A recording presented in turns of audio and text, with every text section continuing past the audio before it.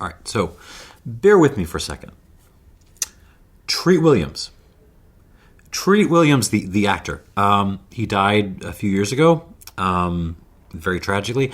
But Treat Williams is not the kind of actor who is ever going to be on any list of like the best actors of all time. He's not going to be up there with Brando, and he's not that sort of character. In fact, it's pretty easy to forget about him. But if you're sitting in a waiting room, and there's like just a movie on or some TV or something, and Treat Williams pops in, it's a Phantom or something, your reaction is going to be like, oh, that guy, right? That guy, I love that guy. And he's going to be in some like thankless role, having the time of his life. And he's either just going to be livening things up, and you're in good hands, or he's going to be like stealing little scenes here and there from people who should technically be better. Treat Williams. And for me, Gray's Distillery on Mauritius is kind of like the Treat Williams of rum, if you will.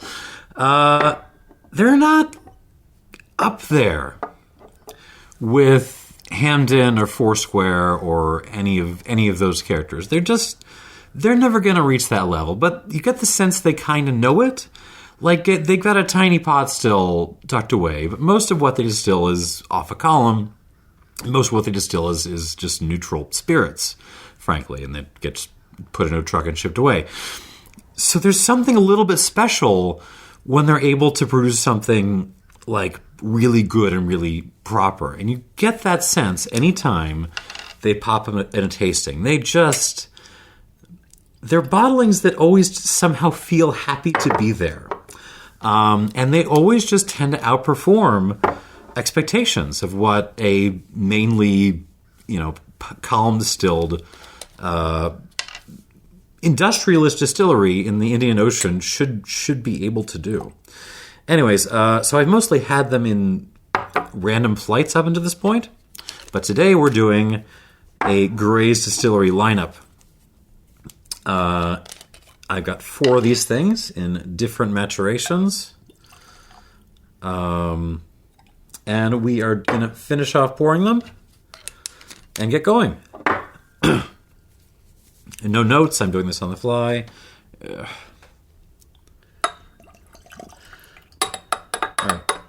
So one of these last one is one of Gray's own bottlings under the New Grove name, but all these others are independents. They do column distillation. They do a little bit of pod distillation. They do a little bit of cane juice even. Most of what they do is molasses though. And let's go through it. Let's start off with this. 46%. We're just going to go up in proof. This is from the 1731 Fine and Rare bottler. And it is a 7-year-old, released circa, 2022 or so. So probably distilled most of this distilled 2015 or so. Now, all this was aged at least 7 years in ex-cognac casks, but some was also finished or given secondary maturation in either export or acacia, which sounds interesting to me. Column-distilled molasses. Here we go. On the nose.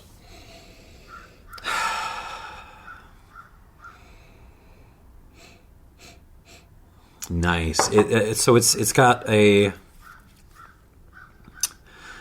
figs and prunes and raisins. Actually, scratch all that. It smells like you just took a box of sun-kissed raisins, like a red box. You took them all out of there and you just kind of squished them together in your hand and kind of made a raisin mush. That's what this smells like. But there's also like a pencil eraser component in this. A little bit of like old tire, old bike tire thing. So, yeah, it's it's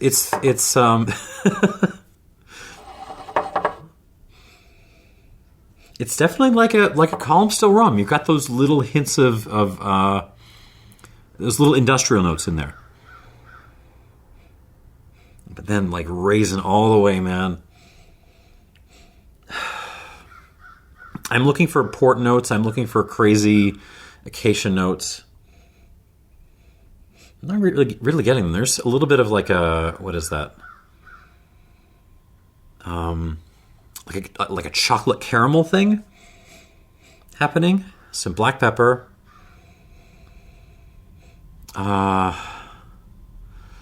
Some kind of tea, like a malty tea. Actually, no, like Hong Kong style milk tea. That's sort of what this smells like.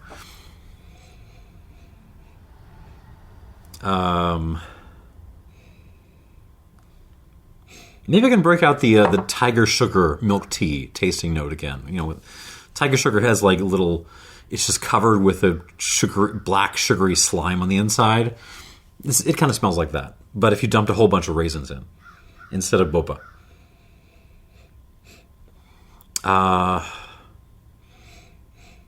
More old rubber. A little bit of like a dusty note, like a dusty cellar.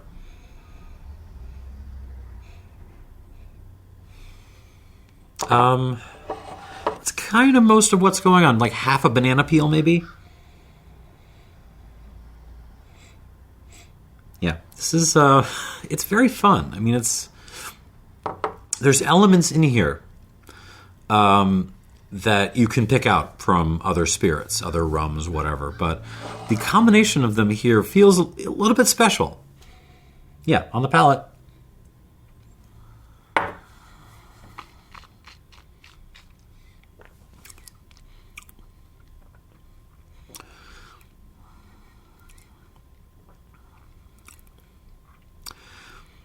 There is a fundamental, like, basic light character to this, which is hard to get away from. Like, this is, it's a big fat column still, right? It's hard to get away from a little bit of lack of weight, but it does compensate a lot for that. But just having a really darn good cask, or set of casks in this case, there's a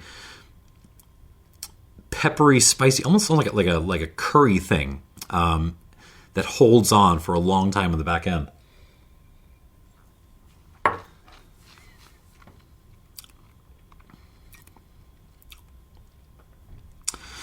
Yeah, imagine like a raisin or a grape IHOP syrup that you just plunked a whole lot of dirty erasers into, and then you drink it and it's delicious. And then halfway through your mouth, it turns into like what is it? Like not a yellow, just some kind of South Asian. Actually, you know what it tastes? It tastes a little bit like that. The kind of whatever the butter chicken stuff is. What is the name of the stuff? The buttery stuff that the butter chicken is in. If you know, post it down below. But yeah, like butter chicken minus the chicken part.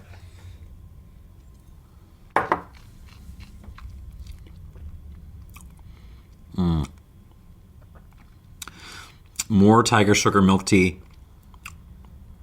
Even some coffee creeping in. A little bit of like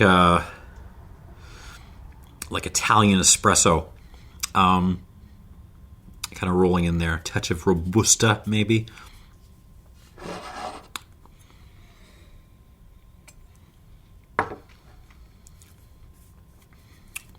Kind of like musty wood, musty cellar sort of note. Touch of floral, like a few dried flowers in there. Touch of Pepsi coming through as well. Kind of wrapped into the flowers thing. But I'm really into that kind of butter, the butter chicken thing on the back end. Even a little bit of cardamom, cinnamon happening back there. Black pepper.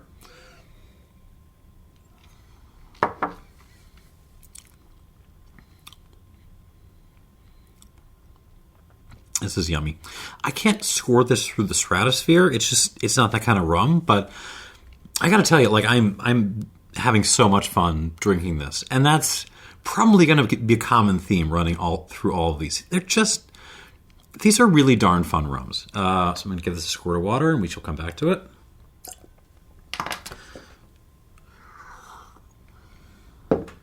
Up next, is this the Armagnac finish? Yes, this is Compagnie des Ans, French bottler, obviously. And this is a pick by the Perola store. I think it's a store in Germany. It's a 2009 Grays single cask. The cask is... Hold on, let me pull up my notes. I wrote this down. The cask is GE163, 597 bottles. This is 13 years old. And, so unknown initial cask. Could be cognac, I don't know. But the finish was 20 months in Armagnac, which is kind of cool. The other detail about this is everywhere I look says that this was distilled from cane juice. I had a hard time confirming this. CdI doesn't put a lot of... their website leaves a lot to be desired. But if it is cane juice, it's probably also pot distilled. Because I think, if I remember correctly, most, if not all of their cane juice stuff goes through the pot still. So we shall see. On the nose. Oh yeah, this is, what's the proof? 53.1.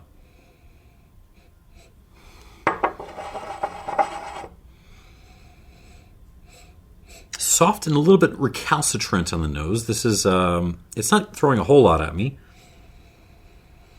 I'm getting like prune brownies initially. Yeah, a little bit of like stewed Assam tea, English breakfast tea, something like that. A couple of flowers. Actually, there is a Pepsi note in this as well. Good old Pepsi Cola.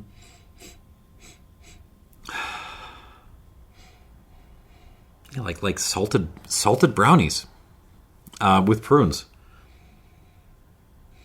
A little bit of raisin, a little bit of fig.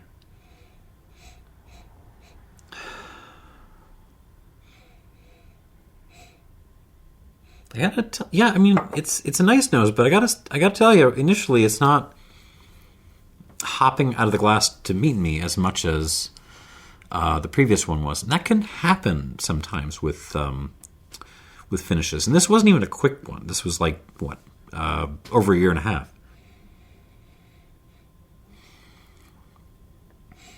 A little bit of a lemon peel thing happening as well. Huh. Something, what is that? Almost like a plastic action figure kind of smell, like fresh action figure. Hard to nail down. Black pepper, cinnamon, a little bit of clove on the palate.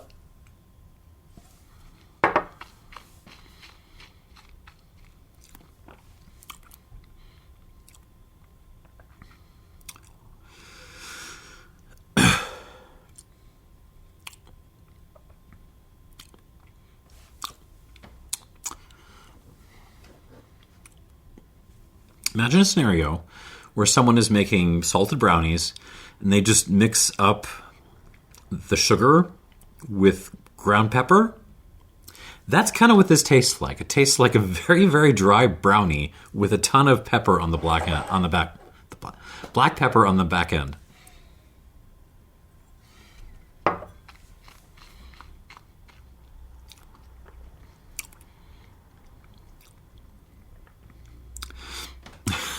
But it's also been soaked in Pepsi, so maybe it's okay.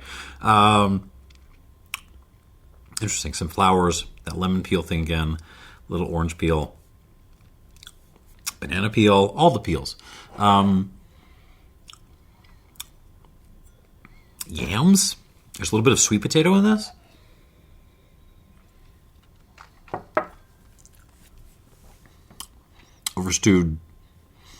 Overstewed black tea, English breakfast tea,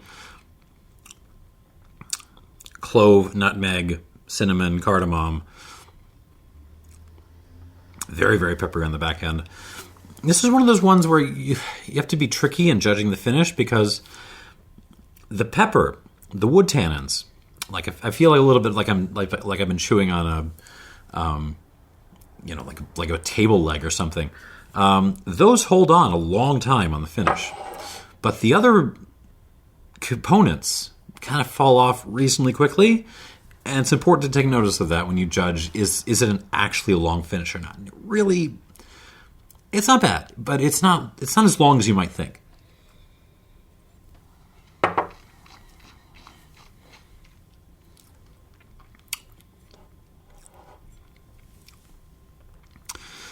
The finish is a nice kind of Pepsi, strong tea, spicy thing, but then it kind of like falls off. We're in the longer side of medium, but it's still pretty medium. And the rest is just tannins and pepper and stuff. It's still good. Like it's still a lot of fun to drink this. I don't want to understate that, but.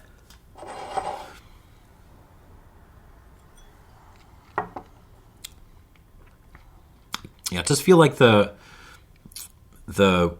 Armagnac cask, the finish, might be throwing this off its game a little bit. Thankfully, however, we can check on that. I'm going to give this 2 squirts, 3 squirts?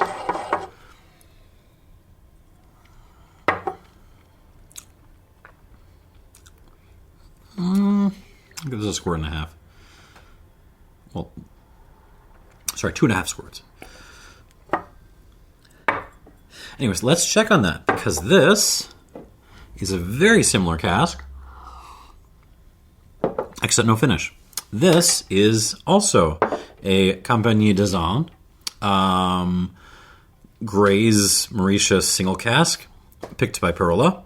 This is an 11-year-old from 2010, and it's an ex-cognac cask, bottled at 57.8%. No shenanigans, 272 bottles. Also bottled circa 2022. Yeah, 57.8% alcohol on this.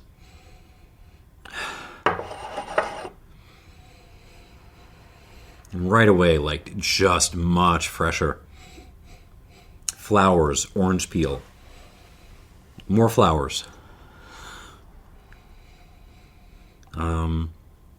Actually, there's a certain minerality to this coming out. There's a couple of wet stones. There's some fennel, some kind of salted licorice coming out.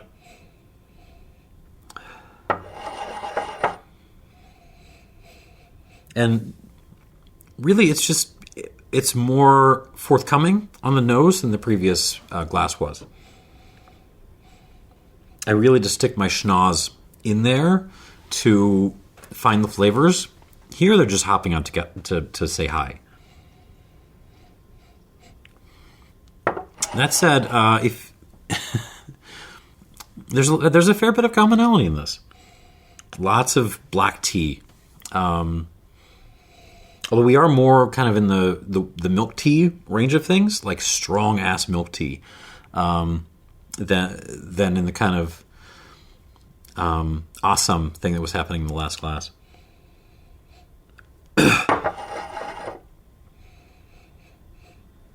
Milk tea, espresso, again,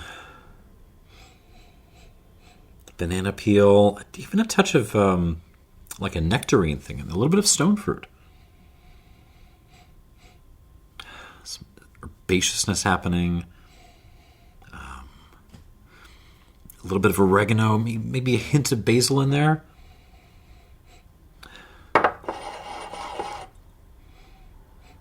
On the palate.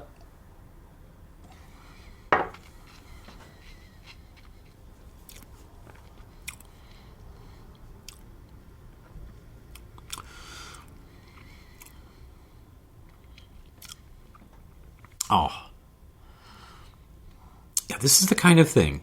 If you just threw this into a random lineup of rums, even if there are better rums in that lineup, this is going to put a smile on my face. There's just...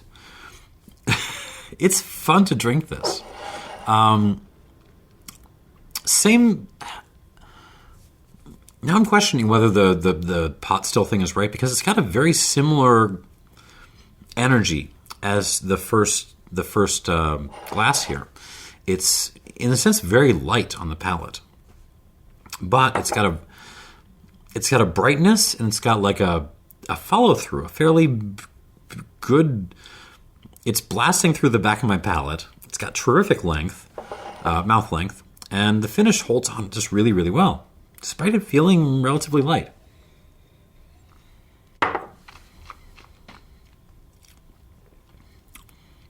Grapes, figs, prunes, black pepper. That nectarine-y thing is in play. But also it's like a banana peel, but also just like straight up kind of a green banana thing. Or even like an uncooked plantain thing. Mm-hmm. Sweet potato again. That's fun. And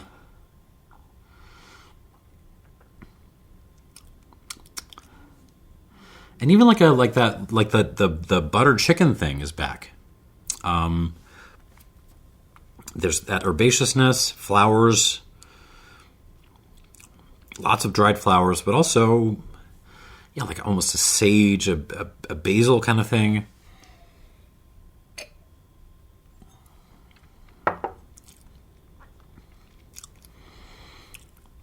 It's not as sort of tannic and peppery and,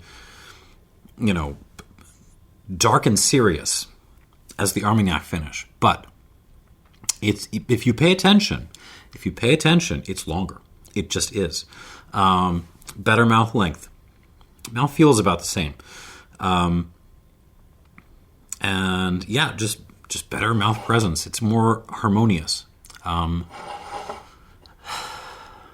This is not a great big symphony of power and mass and, Brucknerian proportions. This is like a little Haydn string quartet, and it's delightful. I just love it.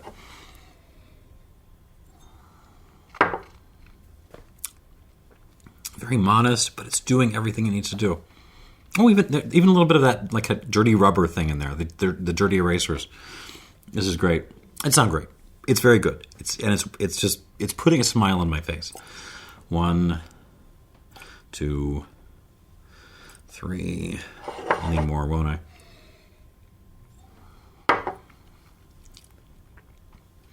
4.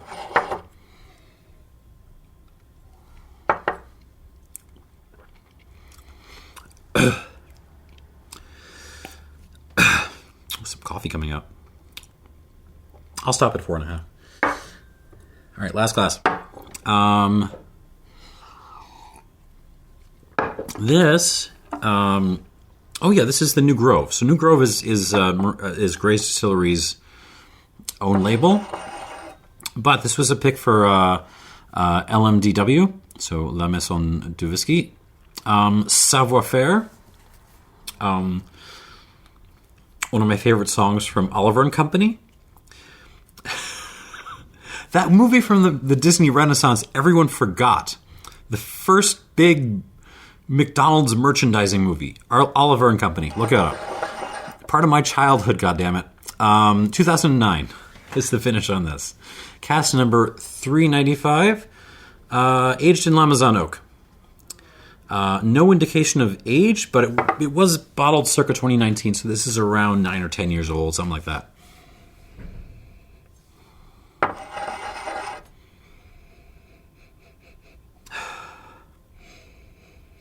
Like the Armagnac finish, it's a little bit reserved on the nose. Column-distilled molasses, they do say that. I am getting figs and prunes and golden raisins, in a dusty cellar or dusty attic, maybe.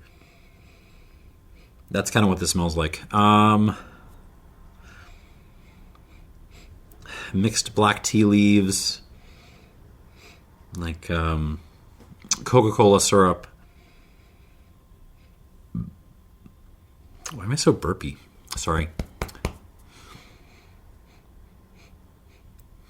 Black pepper. I can tell there's stuff happening on the nose, but it's I don't know. This feels to me like a little bit deadened. It feels like maybe they re-reacted or something not too long before bottling. More dried fruit. Hint of like pencil eraser, but it's pretty mild. Okay, it's a nice nose. It's not an exuberant nose that's coming out to greet me, but it's nice on the palate.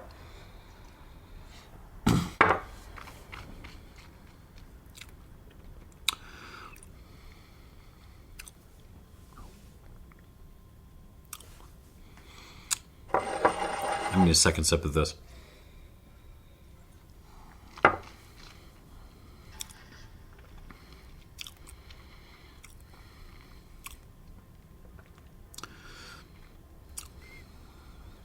Interesting. Stylistically, I was expecting this to be more in line with Glass 1 and Glass 3. But it's really more in line with Glass 2. It's more in line with that kind of like, oops, I made salted brownies with pepper thing. And then I dropped it in this case, I dropped it in some like mud and dry dirt. It's got a very earthy, muddy character to it.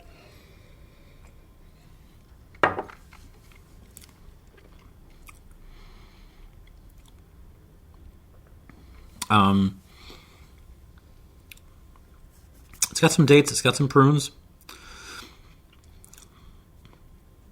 Half a banana. Orange peel. Some flowers. A little kiss of not Coke concentrate. We're back on Pepsi.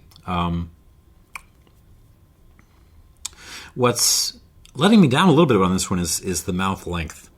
So most of what's happening is happening towards the front of my mouth. It's a little bit shorter even than the 7-year-old was.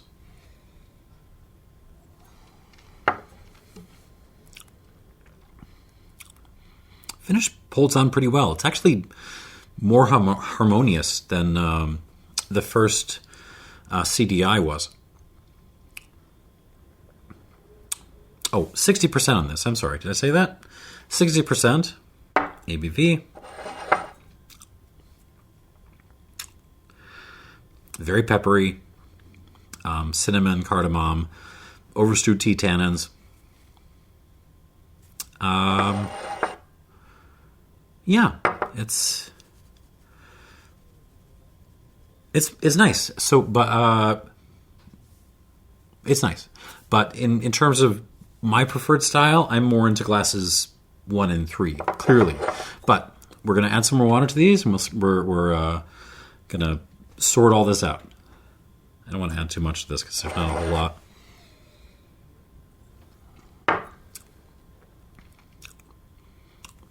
I'll risk like half a squirt more.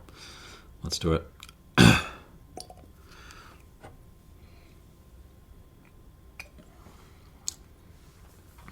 I'm safe. Okay. Let us go through these again.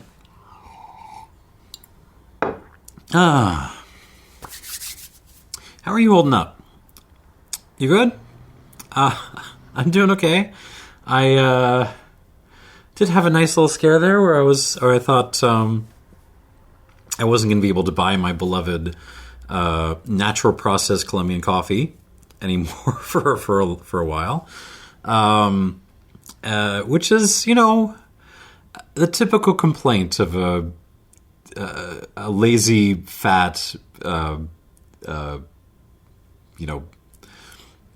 liberal American living in Chicago. But it's something to be worried about, and I hope you are doing well, and I hope you are not losing your mind over there.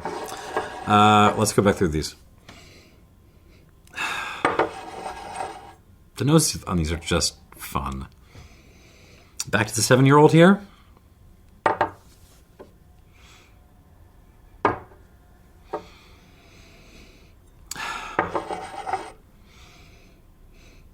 I'm getting a little bit of the acacia thing now. It's getting very like almost like a violets thing coming out.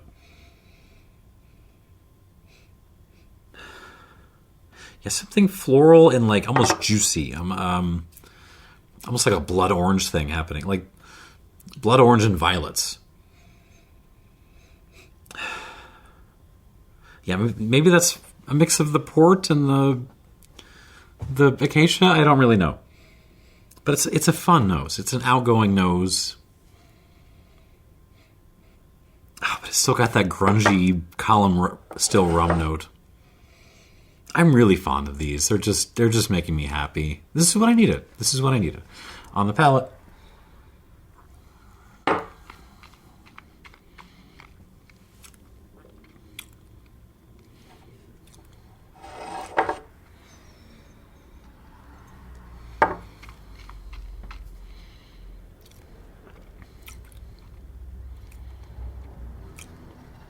Ooh. Water really brings out the pepper on this. Ooh. And a kind of an unripe strawberry note. Oh, wow. I feel like I'm chewing on some raw clove, except my mouth is not getting numb.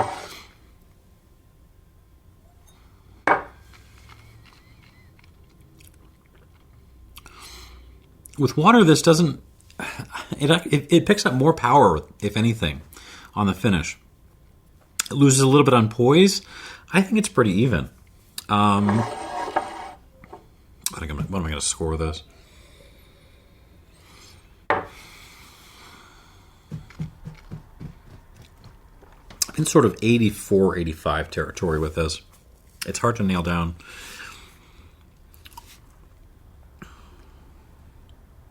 I'm going to call this an 84 plus, just because I can't make up my mind, and I need to give this a score. So it's an 84 plus. And yeah, I find this delightful. I would love to have a bottle of this in my collection. Not because it's the best bottle of rum ever made, just because it's nice to drink. It's really fun to drink. Again, it's like, you turn on the Phantom and because you want some 90s nostalgia for 30s cereal kinds of things, and for some reason you want to watch the Shadow instead. You turn in for that, but you stay for Treat Williams just chewing up the scenery like crazy. That's what we're talking about here. You're not pulling out the Phantom every day, but it's nice to have it in the collection. All right, moving on to the Armagnac Finish one, CdI 2009.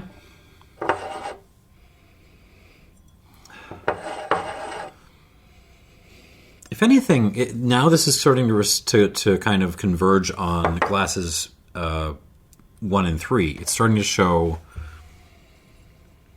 more of that kind of like squished, raisiny, erasery character. The peppery brownies have sort of stepped back a little bit. That said, it's still not quite as exuberant on the nose as the others were, at least when I was nosing them previously.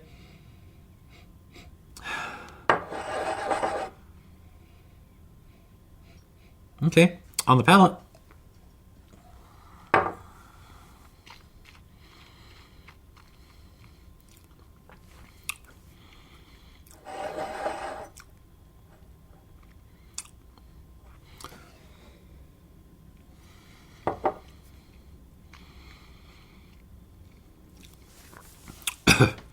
Ooh. What water has done very successfully is clean this up. Clean this up a lot. It no longer feels like it's got a big old block of peppery, chocolatey Armagnac oak on it. It's now, some of that is still around. It's just so much better integrated, and the finish has extended. Still a lot of overstewed tea and pepper in there, but everything else is holding on too. You've still got your dried fruit and your Pepsi and your banana and stuff with that. This is just better with water.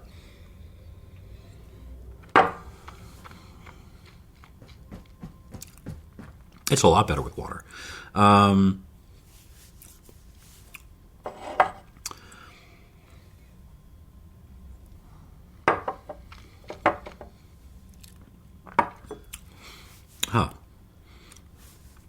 I went into this pretty sure I was going to rank the 7-year-old higher, and it's not going to happen. This just took a big step up.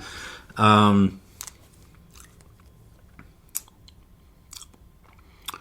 see if this is a plus. We'll call this it's an 85 plus, but it didn't get to a 85 plus from an 85. This got there from like an 84 somewhere. It took a big step up with water.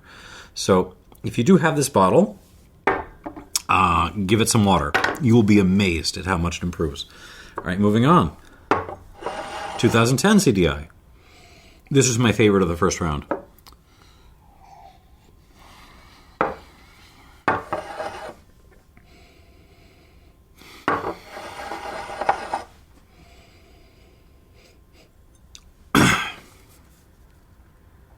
I know there are a lot of people out. There are a few people out there who are maniacs for TDI in Trinidad, and a couple of like really old Cuban producers, and you just love that kind of old, thick, column-distilled, molasses-based rum profile. You need to seek this out. It's only 11. It's a baby on this scale, but this is throwing a mix of fruit, some dried fruit from the oak. Absolutely, you've got your figs and your prunes and your raisins and your dried cherries and all that stuff. But there's also like little hints of tropical fruit kind of showing up here. Even a little bit of like a dried pineapple thing. You got your banana still. And all of that is just like infused with this kind of light industrial character. The tires and the eraser. A little bit of crude oil maybe.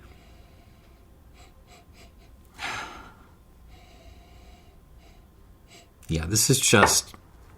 If you like that style, you will like this. And I like that style. I don't spend enough time with it, but I do like that style. On the palate.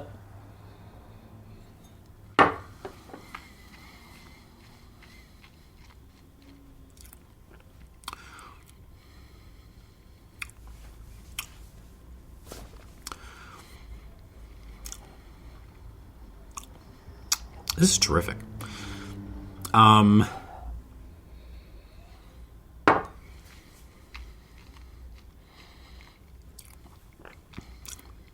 yeah.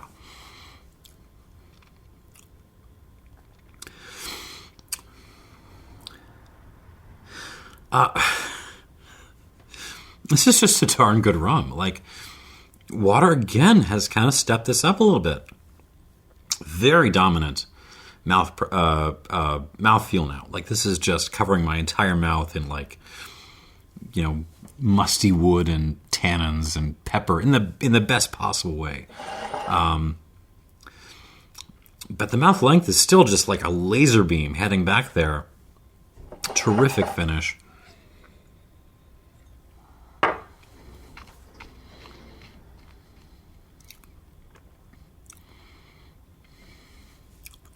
It's not pushing 90.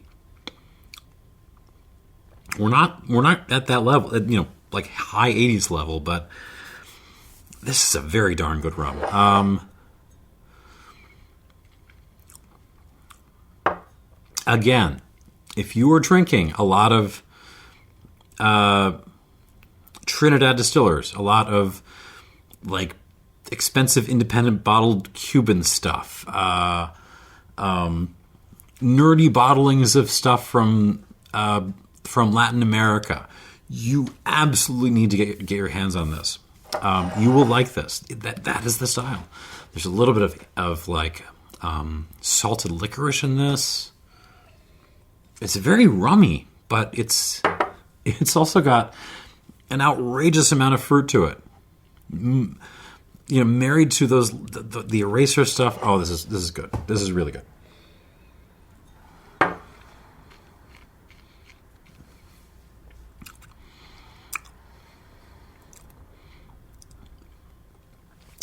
Score-wise, I'm not going to go crazy. I'm going to call this. What am I going to call this? I'm going to give it another plus. That seems silly, but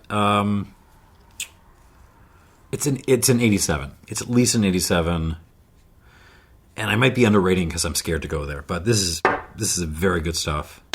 And again, if you were into this style, you would probably score it higher than I do. I would just, if I were asking anything from this, it would be a little bit more complexity. But really, I have no complaints about that rum. Excellent, excellent rum. 87 points for the CdI Mauritius 2010. And finally, the New Grove.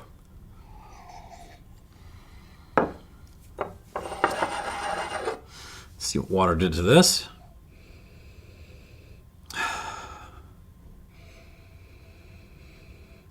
Okay, water's bringing out a kind of brightness on this. It's bringing out a little bit of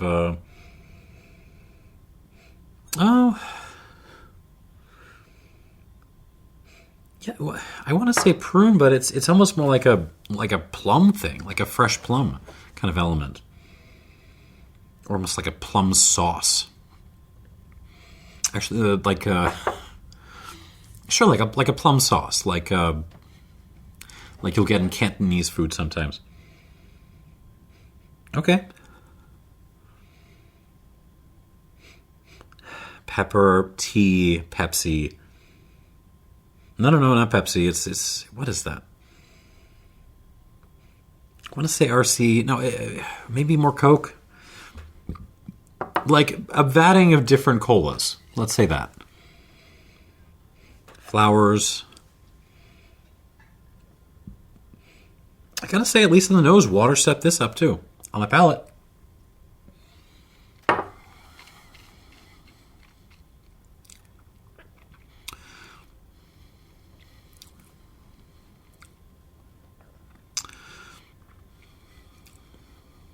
This one remains more chocolatey, more brownie-like than the second class, than the Armagnac Finish.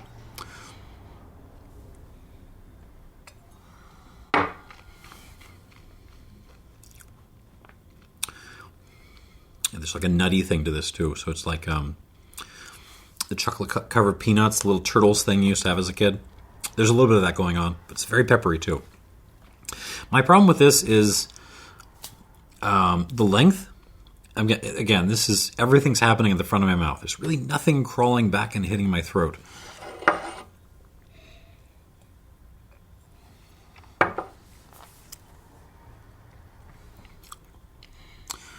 I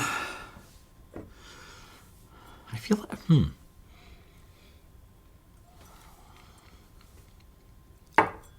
going to check myself against glass 2 again.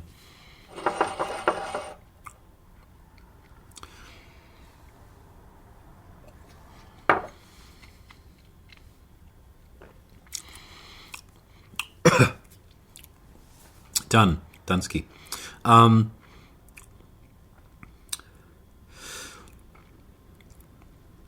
Yeah, in many respects, actually very similar to the Armagnac Finish, now that I've added water. Difference is, the Armagnac Finish has a much better mouth presence. It isn't as chocolatey once you add water. The New Grove stays chocolatey the entire way through. It stays with that kind of brownie kind of thing.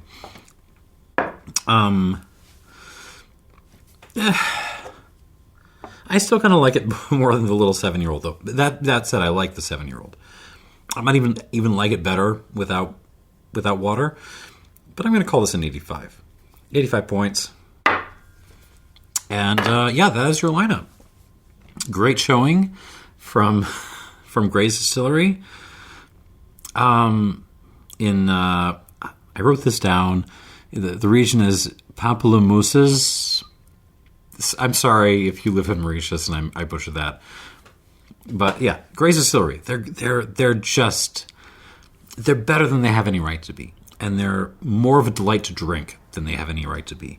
So if you spot a good one, reasonable price, especially this 2010, grab it. You're not going to be disappointed. They're always pleasantly surprising. 84 plus for the 7-year-old here. 85 plus for the CdI 2009 with the Armagnac Finish. But I did not like that nearly as much as the CdI 2010 with no finish. 87 points. And the New Grove 2009 La Maison pick, 85. Thanks for watching. And cheers. Take care of yourselves.